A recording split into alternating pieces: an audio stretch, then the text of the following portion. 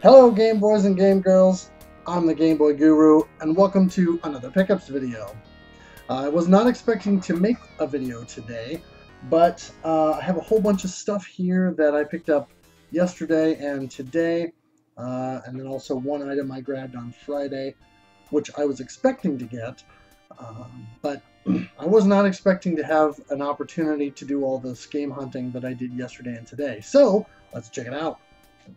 As I mentioned in my last video, I went over to Best Buy and pre-ordered an item, and it came in, and that is the Bayonetta 2 Super Smash Bros. Amiibo.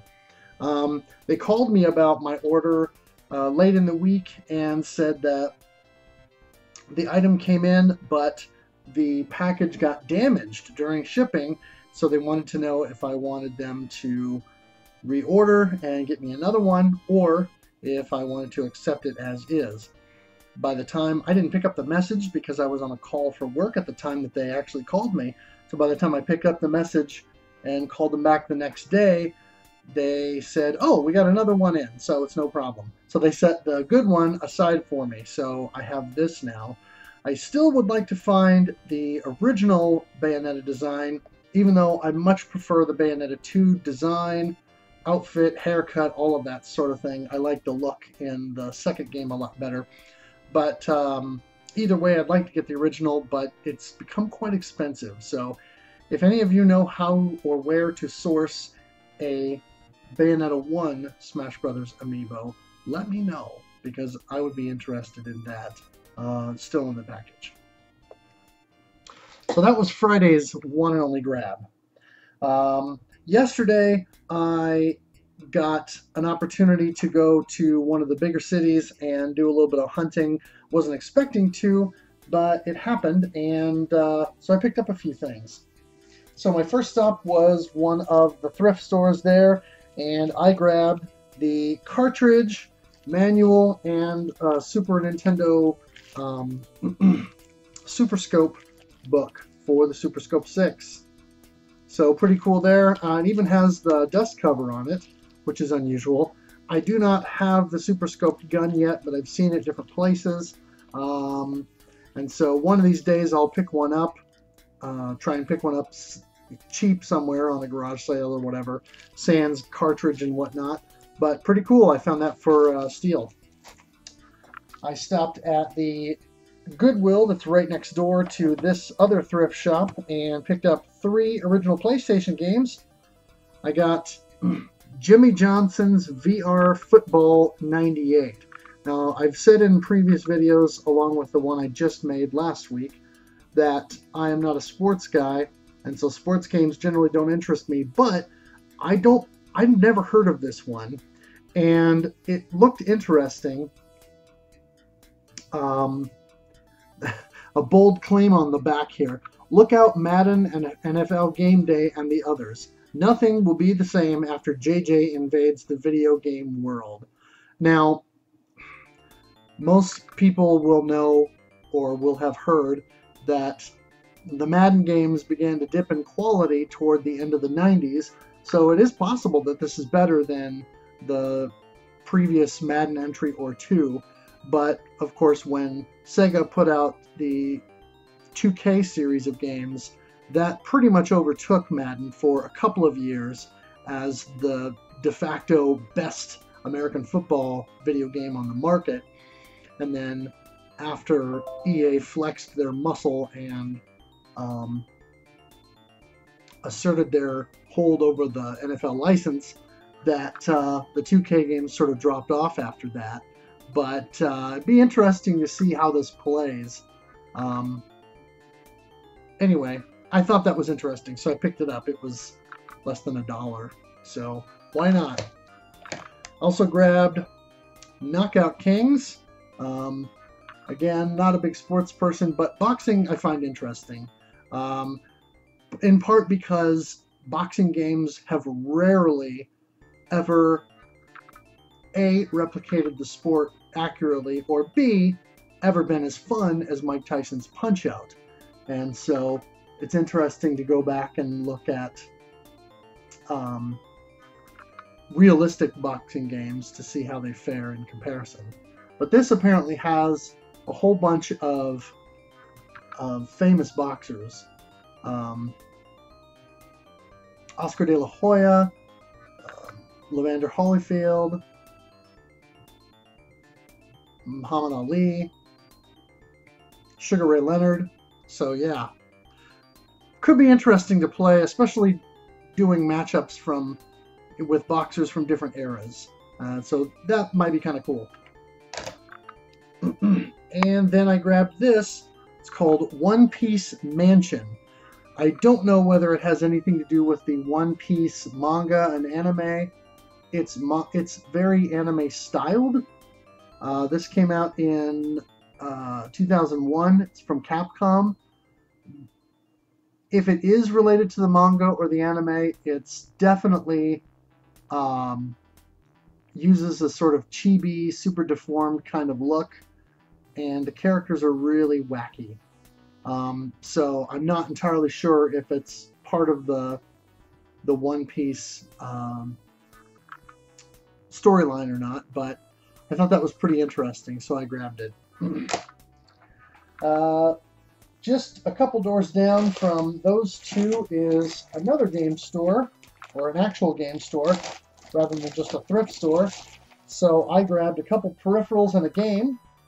One is a Wico Command Control ColecoVision stick, and it's a little dirty, a little dingy, but the button feels good, the stick has good action, and all the keypad buttons feel good. Actually, this is probably the best keypad of any PlayStation ColecoVision controller, because they feel exactly like buttons on an old school touch-tone telephone.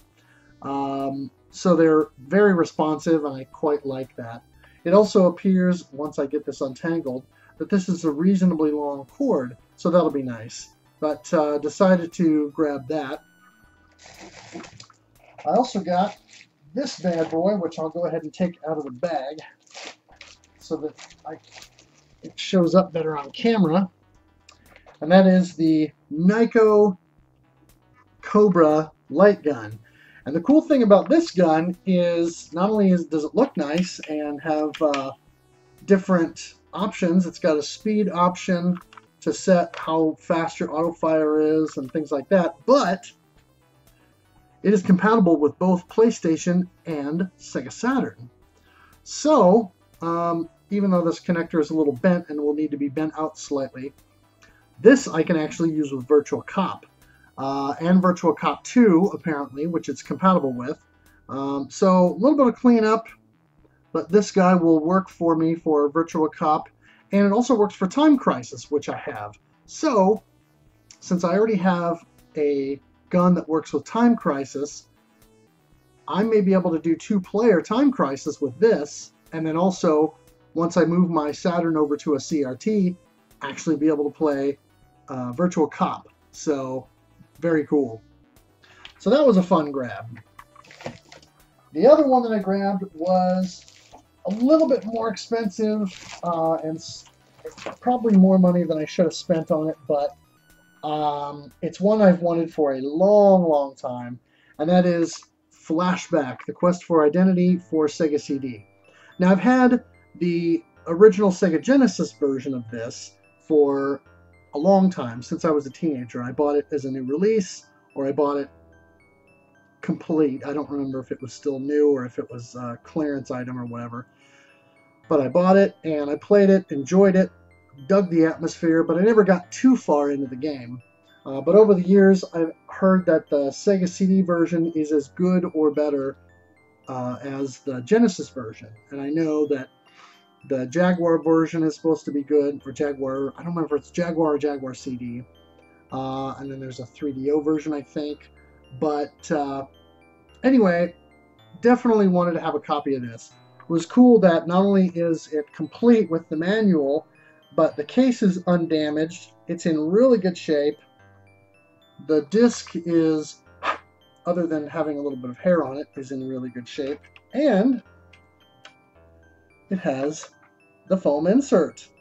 Looks like the original foam insert because it fits perfectly in the space. So very cool to have that, and glad to finally have this classic Sega CD game in my collection. When I was at that store earlier, there was a game that I was really considering buying. I passed it up, and then the more I thought about it during the day, the more I thought, I may not see that again in the wild for a while, if ever. At least not in that condition. And after consulting with my RF Generation buddies, they came through in a clinch and convinced me that I should probably go ahead and pick it up if I really wanted it, because I may not see it again for that price. And so that is Airbuster on the Genesis, otherwise known as Aero Blasters in the arcade, and the TurboGrafx 16 version. This version is apparently slightly better, slightly more faithful to the arcade, from what I understand. Although I think the Turbo version has slightly modified extended ending sequence or what have you. But the thing that gave me pause when I was looking at this before is that there's no manual. But the cartridge is in real nice shape, and other than a slight ding on the corner of the label there, is in real nice shape. So I decided, after doing a little bit of looking around, I found out that I should be able to source a manual online for a decent price. This case, unfortunately, is kind of janky and doesn't want to close and stay closed very well, but I can always source another case. So, very cool to have this. One of the very few shoot-'em-ups that I do not have in my collection for the Genesis. There are a handful that I still have only cartridge, but this is one that I've never owned a copy of. So along with Hellfire and Battle Squadron, I think, and then maybe one other domestically released shmup. I think that's all I'm missing. So anyway, finally glad to have Airbuster in my collection. And then while I was there, I decided to grab another game I looked at earlier but forgot to grab, which was Pro Pinball Big Race USA for the PlayStation. Kind of developed a thing for video pinball games and collecting them when I see them cheap. And there's a number of games in the Pro Pinball series. I already had another one on the PlayStation. I looked it up at the time and I couldn't remember which one I had.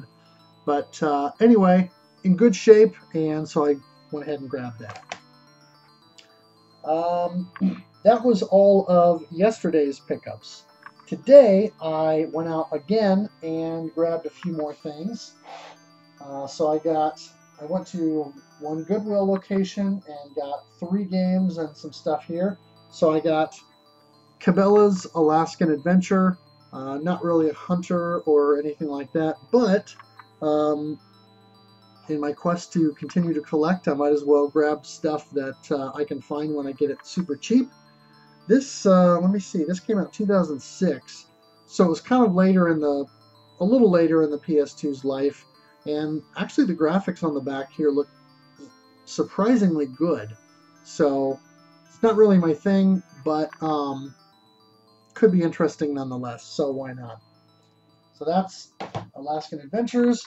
I also grabbed Rock Band 2 for the Wii, and one of these days I need to source a set of controllers, because I'm starting to get all sorts of additional music game stuff, but it's all complete with all the manual and everything, so decided to grab that. And this was a fantastic find today at the same Goodwill, and that is Resident Evil Remake for the GameCube. And the cool thing about this is not only is this an original copy with the original outer art, I've seen this in the store a lot of times, and most of the time it's either missing the manual or it has the manual, but the outer art is a reprint, and they're always terrible quality. So, not only is it an original GameCube case, and The outer art is original and good, but it's a 2-disc game with both discs, and it came with a bonus GameCube game disc inside of Harvest Moon: A Wonderful Life. This particular game is rather scratched. I don't know if it'll pick up on camera or not, but definitely needs to be resurfaced. But I can have that done. And this was a rental copy from Movie Gallery. But even so, Harvest Moon games generally are worth a few bucks on the aftermarket. So even loose, resurfaced, this should still be worth a couple of bucks. So cool to find that little extra in with a complete copy of Resident Evil. And the nice thing about this is these discs are in very good condition. So I just mentioned passing this one up on my last video because the copy that I found didn't have the manual. And lo and behold, I find the manual and complete at Goodwill for less than half of what the other store was charging. The other thing I found at this store that I just sort of stumbled on, I always go by the electronics shelf or shelves just to see if there's anything over there. Because every once in a while they'll have a generic game controller or something like that. But I went over there and they had this bag of random stuff. But in the bag was a pair of controllers.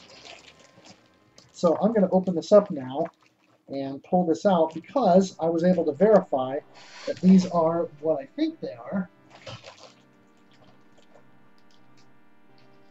And that is a couple of aftermarket pads, one for Sega Genesis and one for the Super Nintendo.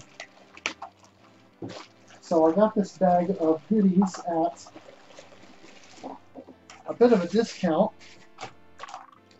just because it's a random bag of stuff.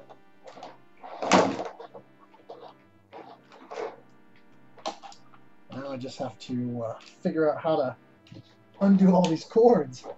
It's kind of ridiculous. But one of them is a Sega Genesis SG Pro Pad. And that's the one I'm pulling out right now.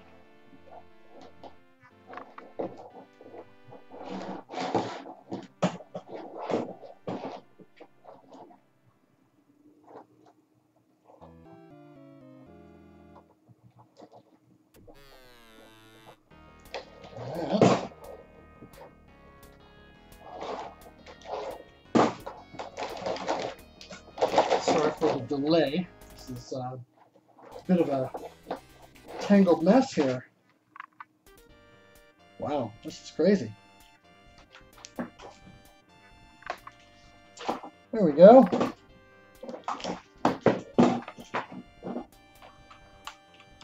So, SG Pro Pad. And there's all kinds of extra stuff on these.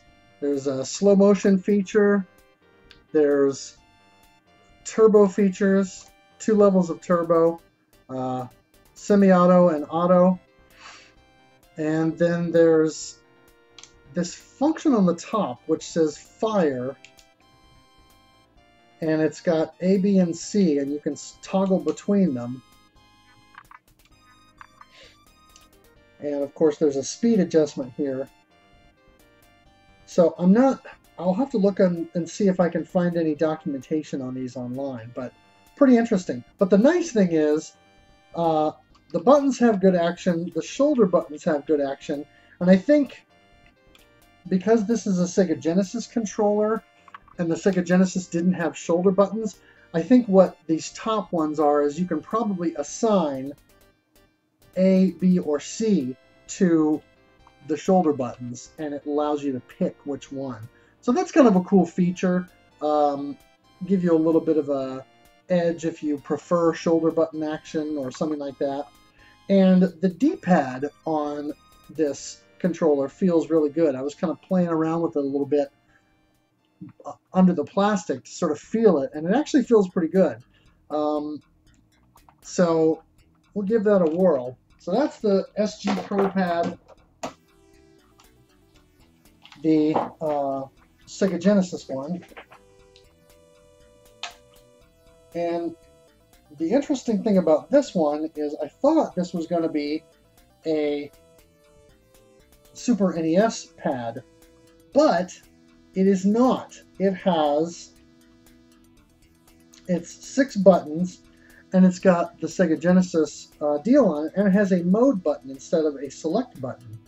So this, I believe, is probably a 6-button compatible Sega Genesis pad. So that's pretty cool. And again, since the D-pad feels pretty good, it'll be more like a Super NES pad, but on the Genesis. So for people that prefer the Super NES style, and this is nice and comfortable in your hands, then you can do that. And of course, then you can set your auto fire for all 6 buttons. So this is a nice alternative to the stock Sega 6-button pad.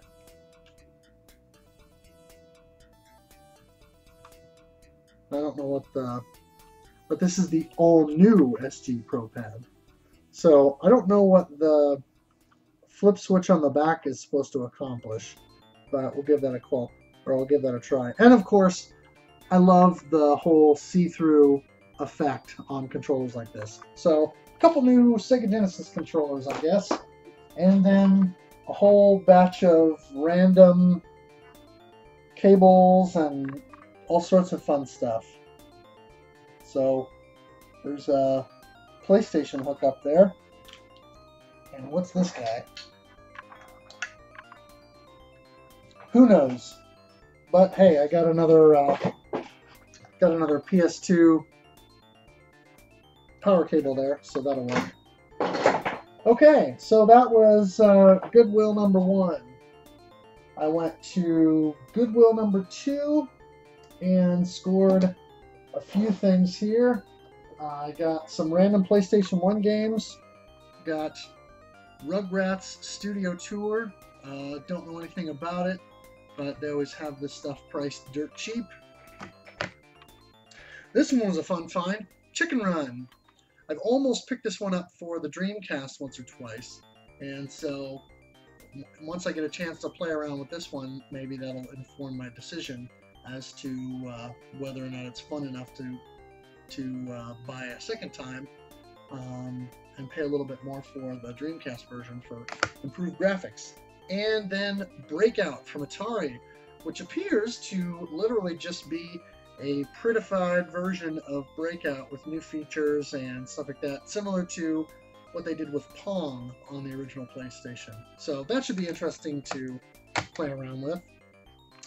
I got a PS2 game that is Corvette. I had the Corvette GT, I think it is, the sequel to this, but found this and it was in really good shape. Still has the little plastic on the top from when somebody bought it, and they never removed all the plastic. And then it's complete, of course, and the disc is in really good shape, the game disc. So that was a no-brainer. And I also rescued this poor Game Boy Advance. Don't know, you ought to be able to tell there's no front screen protector.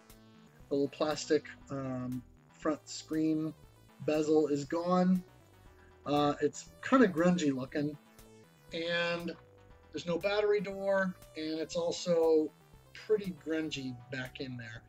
So unfortunately they didn't move any on the price, but they did give me a receipt, and they told me that if it didn't work, that I could bring it back within 24 hours and get my money back. I'm not sure I'm going to drive all that way to get my money back if it doesn't work. But if it doesn't work, I have a unit that I could potentially use for parts. But I've got some ideas. We'll see whether or not this one works. And yeah, so I rescued that guy. And this is not gaming related, but I thought I would show it off anyway.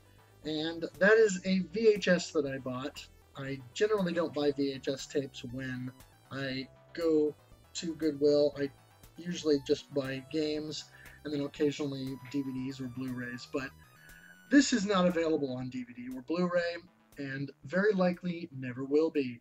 And that is the Teenage Mutant Ninja Turtles Coming Out of Their Shells tour.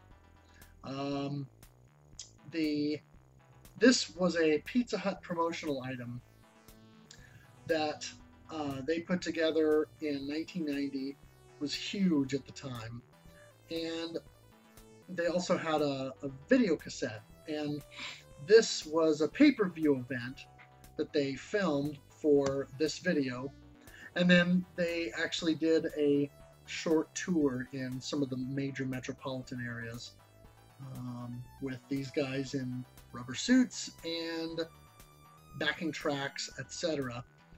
And so I never got to see the pay-per-view event. I've never seen any of this other than bits and pieces on YouTube. Musically, it's pretty lame, but that's half the fun.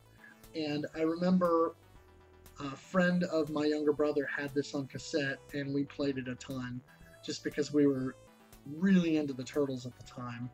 And the music on here was nowhere as good as what was on the first movie soundtrack, but still fun, and so I thought I would show that off, that I found a relatively good copy of the video that still has the embossed foil kind of logo there.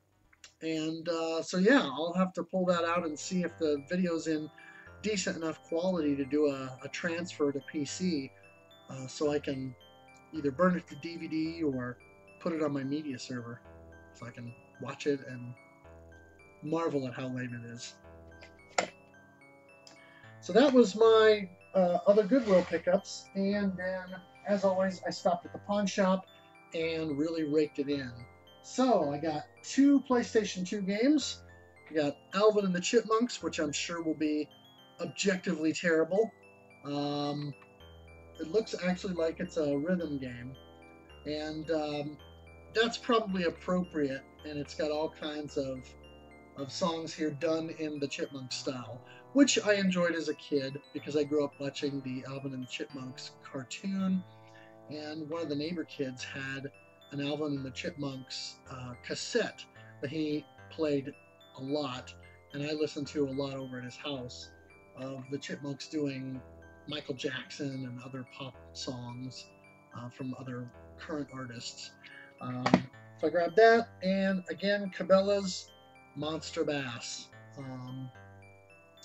And 2007, again, the graphics look really nice. So, who knows? I'm not into fishing games necessarily, but as cheap as you get them at Goodwill, why not? Also, or at the pawn shop, excuse me. Also got one Xbox 360 game, and that is Tom Clancy's Hawks. I've shown before that I got Hawks 2 for, I think, both Wii and Xbox 360. So now I've got the first game. Looks a lot like the Ace Combat series, so I'm just expecting that to be kind of the thing. It says compatible with Xbox 360 flight sticks, which I didn't realize was a thing. So I'm curious about that now and wonder whether or not it would be worth tracking one down for a better experience of playing this game. I also got a whole bunch of PS3 games, and it was funny because the guy told me that they had literally just put these out earlier in the morning before they opened the store up. So they had only been out in the bin for an hour. So I grabbed pretty much all of them. So we got Prototype 2, Lego Jurassic World, which I didn't have on any platform yet. I do plan on getting the Wii U version, and that'll probably be my preferred version to actually play, because I've enjoyed playing most of the Lego games that have come out on that system. Got Lego Marvel Avengers, Lego the Lego Movie video game, and these two I both have on Wii U already. I got Batman Arkham Origins, again got that on Wii U, but now I've got PS3. Lost Planet 2, which I didn't have on any platform. Picked up a handful of Call of Duty games. So I got Call of Duty Advanced Warfare, Call of Duty 4 Modern Warfare, Call of Duty Ghosts, and Black Ops 3. So plenty of that to play through. I grabbed Prince of Persia: The Forgotten Sands. I have this on Xbox 360 as well, and I think this one may have also come out on the PS2. I'll have to double check. I got Crysis 3 Hunter Edition. I grabbed Injustice: Gods Among Us, and this is the initial release version, which I also have on the Wii U. Pretty fun game. Haven't yet grabbed the later release that includes the additional DLC characters. Hope to stumble across a copy of that at some point. And finally, Need for Speed Most Wanted Limited Edition. This is PlayStation Move compatible. I don't have the PlayStation Move stuff yet, but I'd like to get it at some point because I now have a handful of games that support it, and I also want to at some point get the No More Heroes, Heroes Paradise, which is the kind of a HD remake of the first game, because I really like the first game, and it's Move compatible, so I can kind of still play it similarly to how I did on the Wii. But yeah, so that's all my pickups from yesterday and today. Hope you guys enjoyed that. What'd you think? Should I give Resident Evil a try, or should I go back and play the original version with the terrible dialogue and the Jill sandwich and all that stuff? Or should I stick with the remake? Is it objectively better than the original? Any of these PS3 games that I should be checking out? I know it's a lot of mostly common games, and some of them I've already played because I have them on Wii U. Have any of you played the Sega CD version of Flashback, and what do you think of that? Let me know in the comments down below. As always, thanks for watching, thanks for playing, and game on.